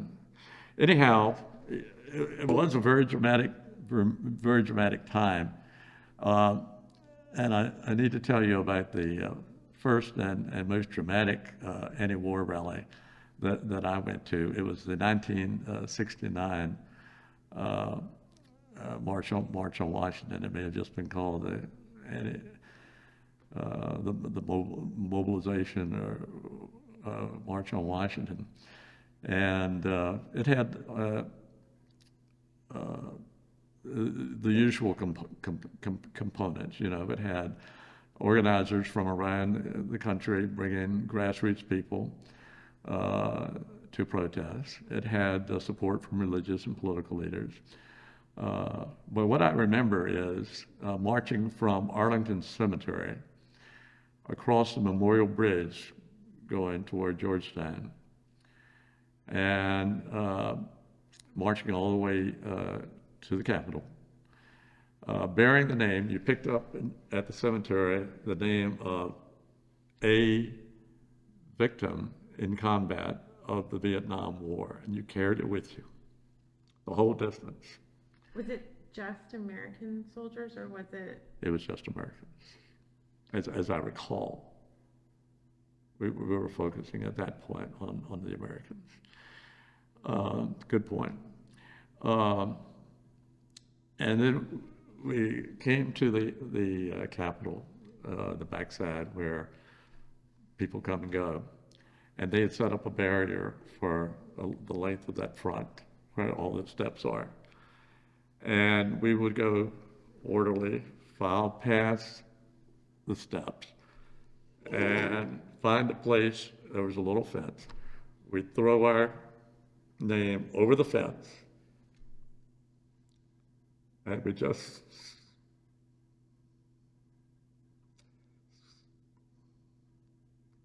say the name. That was it. And walk on.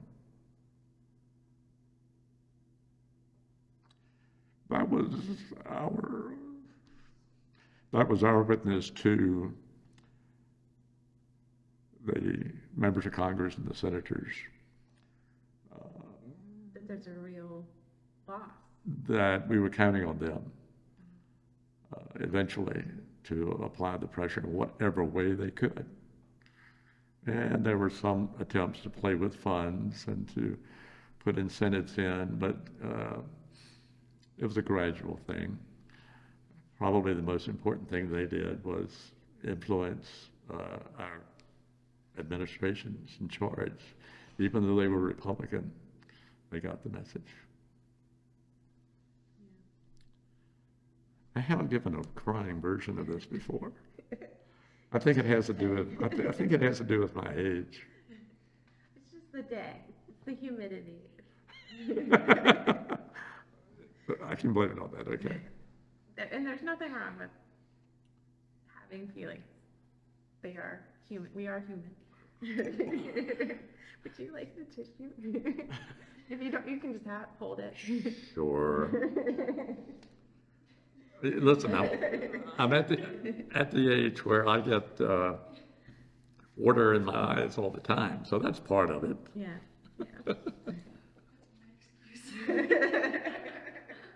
You're young. You're just so much moisture.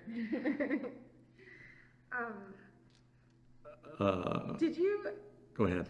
Did you have any feelings about when Hatfield and McGovern created the amendment to try to cause the end of the war in Congress? Oh yeah, we worked hard for that,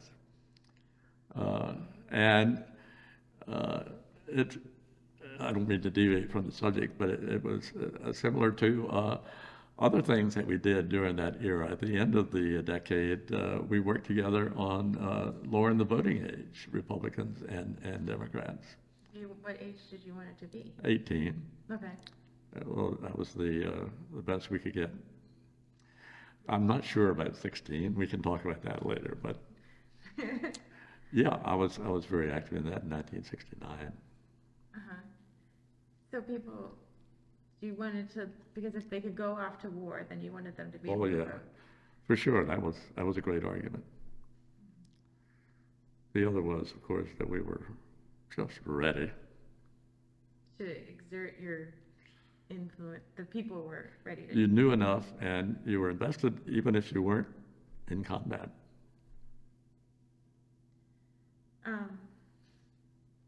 So you eventually, do you feel like you talked enough about I mean, before we, before I move on to the ceasefire agreement and the fall of Saigon, do you feel like is there anything that we haven't covered in terms of? Oh, I'm sure I remember something as soon as it leaves here. But I think we've covered pretty much enough. Can you cut it off a second? And then in 1973, a ceasefire agreement is signed, and they start moving. The troops really, it's a defensive role that the troops that are left in the country are playing. And then, they're not pursuing it any further. And then in 1975, they leave the country very quickly. How is the anti-war movement reacting to all of these developments? Well, in those 2 years, I was not really involved in any anti-war movement, except, just peripherally as a petition signer, that kind of thing. I was just making small steps toward getting on with real life, although it drew me quickly back into politics. But I was less active. I was, of course, approving. I wanted to see it speeded up. I was not hurt by the fall of Saigon, except for the tragedy of all those people we left behind. And that was very disturbing. But overall, it was over. And we wanted to do what we could to not let that happen again. And I guess we looked for foreign engagement. Now, we were of at least two minds on this, the anti-war movement. There is a pacifist element that is very reluctant to engage in any armed conflict. I understand that. I appreciate that. I've thought about that seriously. I am in the group that says they say you can't pick and choose your wars. That sounds really good. And on some level, that is true. You can't pick and choose your wars. They're all bad. But the best lives we can lead at this point, I think, and probably the majority of people think in the anti-war movement, is that the best we can do is to make sure that American values are not abandoned in any future conflicts that we have, that the level of cruelty is kept to a minimum, although never ignored publicly, and that it's done, most importantly, in concert with other people and nations as a result of long deliberations about, what's the morality of this, what are the geopolitical outcomes of this, and future decisions should be made on that basis. Now, it was confusing with Afghanistan, and we all wanted to find Al-Qaeda and eliminate Al-Qaeda, but our response was probably excessive. The outcome in the end, as we've seen recently, just tragic. The continuing situation for women particularly, tragic. I don't know what our role should have been as far as preventing that. I think our role should be an international one, that we should never condone violence against, I would never condone violence, period. And be especially mindful of what we're doing to future generations. Make sure what we are doing to women. Make sure if we're being sensitive to all minority groups, racial, sexual, whatever, and if things are being done in everybody's interest and not just a mad faction taking over any country. But we've got to pick and choose very carefully. I can think of a few African countries I wish that were doing things differently right now, but I don't know what our role is, and I would be very hesitant. But I would work with others of like minds in all kinds of international organizations, including the African Union in that case, to see if we could be helpful. As far as Ukraine, the anti-war movement leaders that I'm aware of, I think, have not jumped in with both feet. I have jumped in with both feet to the extent that the average person supports the war in Ukraine. I think all the freedoms and all the respect we have for each other and all the way people are going to treat us is all tied up into whether or not countries are going to be aggressive and attack other countries. If they're not going to respect that, then the world's going to be in chaos, and it's going to lead to even larger wars, or complete human subjugation to authoritarian folks that I just personally will fight, if it came to that.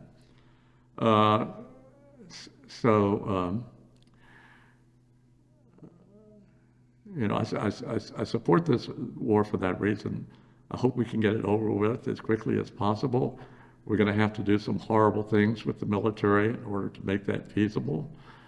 And I'm willing to take the chance for the greater good, realizing that the greater good is probably the worst possible argument in public life and in politics. So much harm has been done for the greater good. And my response is life is tough calls for judgment. And I think what we really need to do, though, is, there are 10 good subjects, maybe 6 of them pressing, the world's in real danger on a lot of fronts. I really believe in education. I'm not just trying to pander to this table. But if we don't, and I'm talking about our elementary, primary, secondary education, if we don't, and my sister and my wife had been social studies teachers, civics teachers, history teachers, and they try hard, but I'm afraid even the amount of information that people have gotten in the past is now being de-emphasized at the higher education level and in our public discourse. Just not enough facts abounding, too many landmines. You mean like in Florida?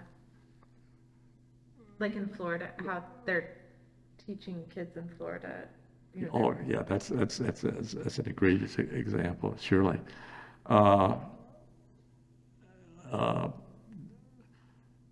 And unfortunately, I'm going to say this about our current governor, but Glenn Youngkin is seeking to be Ron DeSantis' mini-me. He's a nice guy, nice face, gentle nature, good instinct, getting along well with people. But why in the world would he go with these ideologues in his party? All I can do is be cynical and say, well, it's just a convenience to him. He has other attributes to offer to the nation, but certainly this anti-education stance that he's taken is not going to help anybody, and we should take note of it and oppose it. Yeah, it's pretty full circle there. We've gone right to present day.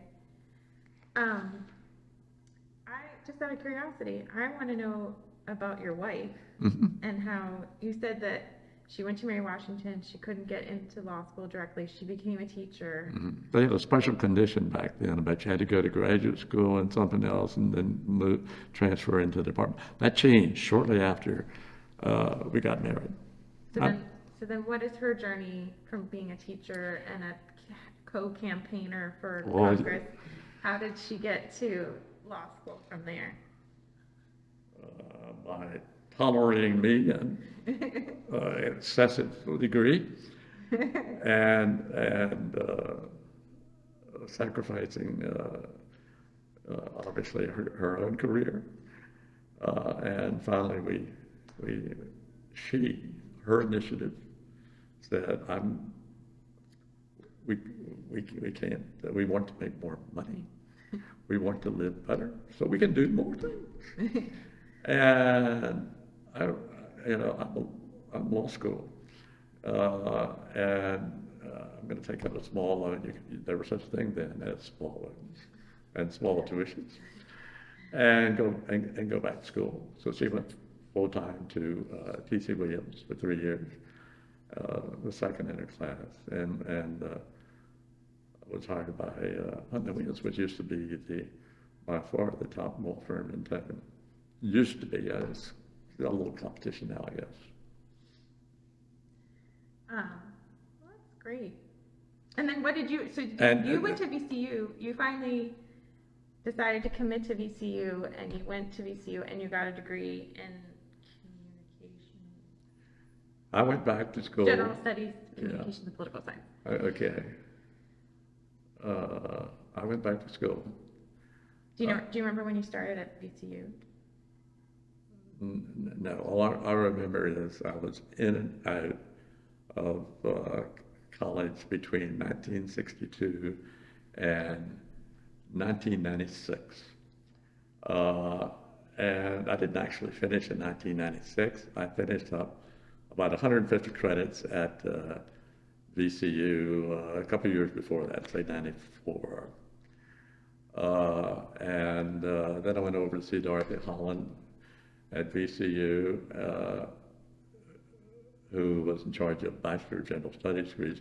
She said, we want to get you out. She didn't tell me it was going to be a General Studies degree. I thought it would be a regular bachelor's, but that's the degree they gave me, and I took it gladly in a special little ceremony with the general, with expats and that degree. And immediately went down and got it framed and on the wall. And I'm very proud of it. And my sister came, my mother didn't live to come to the graduation over here on Main Street somewhere. So, but what did you do after? My niece graduated that same month, and so we both had a week actually, and so we both had our caps and gowns, and we went to a place near Charlottesville to spend a couple of days so we could celebrate and wear our caps and gowns. So I have that picture on my mantle. That's a nice memory. 30 years. 33 years. Right? No. It's no. 2023. No. Well, 30. from college to graduation. Oh, when you were in school. 34 years. Yeah. But you did it. Tenacity, never stop. Well, I never thought I wouldn't. Well, I feel like you were kind of getting an on-the-job training along the way. You should have gotten, you know how they're like, it's we hard give you after. real world credit. You know how they say like in commercials, like there's some places and they're like, we'll give you real world credit. Well, VCU wasn't so generous. But so then what did you do? I mean, I had 150 real world credits. The only one they gave me, if you want to say that, was the math requirement. Mm-hmm. Why? Why math? Why did they give you math? Because it was standing between me and graduation after I'd passed 150 other courses, 150 hours of other courses. Oh, okay. So, but you worked on campaign. That's just between us and the world, I guess, now. But censor that. I don't want to get anyone in trouble, but VCU does good work preparing people for the world in many, many ways. So you worked on campaign after the anti-war movement kind of wrapped up. Then what else did you do for your job? So-called real jobs. Well, a couple of them were in politics. I managed 3 campaigns, one for governor down of a minor candidate down in North Carolina, Major Reynolds campaigns for the House of Delegates, and then for lieutenant governor. And I think I also managed a city council race, Nathan Forbes, a Jewish businessman, community leader. I was all in the 70s, but I really find my niche, my strength that I had prepared for all along by being a public information officer for 2 state agencies. First, the Virginia Department of Conservation and Economic Development, and then secondly, the Attorney General's office, where I ended up again in a semi-political situation because I worked for my old friend, a Republican moderate, the last of the Republican moderates, who won for Attorney General and then promptly lost for governor, Marshall Fulton. And then my longest and favorite, I was the public relations, public service program coordinator for the Virginia Association of Realtors, which is a pretty large trade association. It's the largest individual member business organization in the state. Others are richer, but realtors all want to be rich, and so it was a great pro-business environment. And I got to do little things like hire the first black secretary and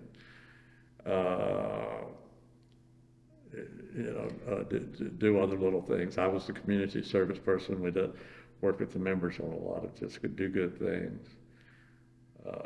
So I wasn't involved much in the business at all. I would try to make the realtors look as good as they could. But they're wonderful family people, most realtors.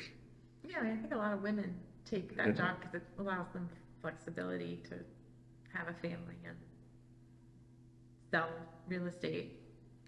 Absolutely. Yeah. And the men that I worked with are the kind of men that were standouts generally. Now we have all kinds come in different areas, but in the urban areas we had people who were outstanding in college and involved in their community and doing all kinds of stuff. So and women too. In fact, I worked hard with my boss to get a Virginia realtor elected national president of the association, first woman national president of the National Association of Realtors. And in recent years, my wife and I have been contented with helping get Kristen Larson elected to the school board in my district. Kasala Hashmi, a wonderful person, elected our state senator.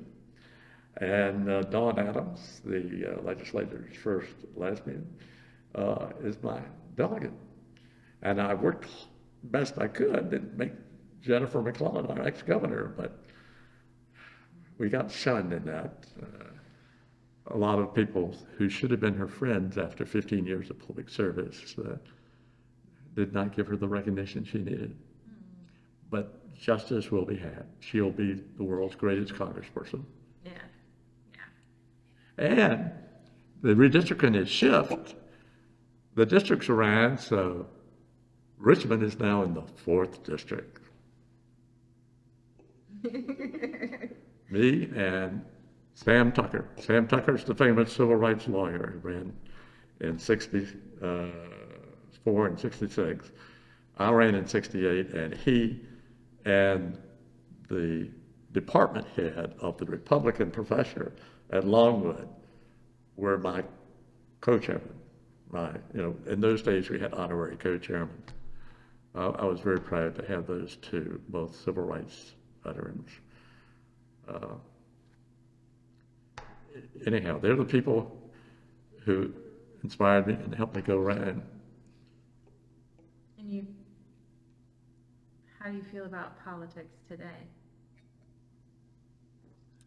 My wife and I settled down and watch more politics than we should each day about 4 o'clock. And night before last, we were up until as the saga gets worse and worse.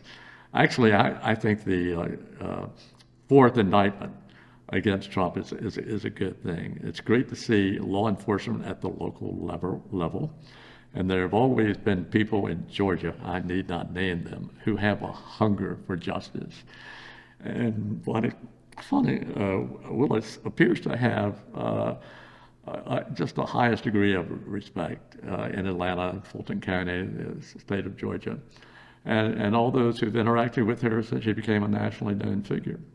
And so I think we'll learn a lot, and this trial will probably come last, and it will be the backup. Hopefully, we don't have to get to it, because the evidence in the January 6th case is, there's other great evidence elsewhere, but the evidence in the January 6th case,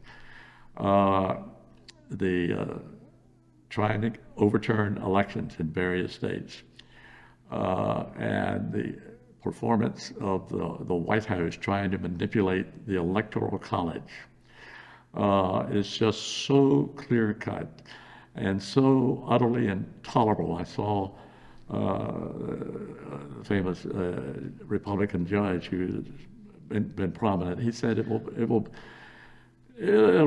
for a while it'll be the end of democracy in America if we permit that man to go unpunished, and if by any chance he should be elected and have another administration. And so that's on the front burner for any concerned American, and it certainly is on the front burner at our house, and we're in touch with our congressman, and thank goodness we've got good congressmen and senators. Okay. Well, is there anything that you wish I had asked you about your experience that we have not talked about?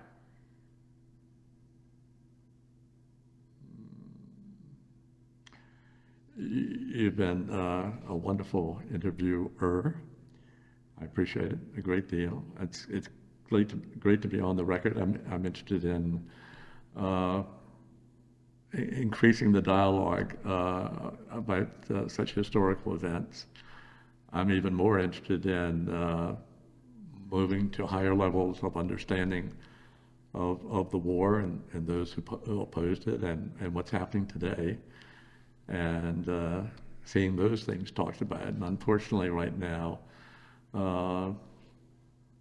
the conflicts in the world, which are ongoing all over at great expense to many, many people, and the poverty and the natural disaster, which is just going to be there for us. We aren't setting the right priorities. And we're spending far, far too much money, the world, the developed world particularly, on military expenditures. And, if we don't alter our priorities, both in terms of our policies and how we spend our money, because our children are going to need that money for other things. Who knows what we'll have to do to make this planet livable, and to avoid future catastrophes. And I'm not even talking about human caused ones. We don't need to add to it as humans. We need to be world menders. And we should always think of it in those terms. Thank you. Do you guys have any questions that you want to ask? Okay. Well, thank you so much for your time today and speaking to us, and we're just very thankful. Well, I'm very thankful for all the things that Virginia Museum of History and Culture does.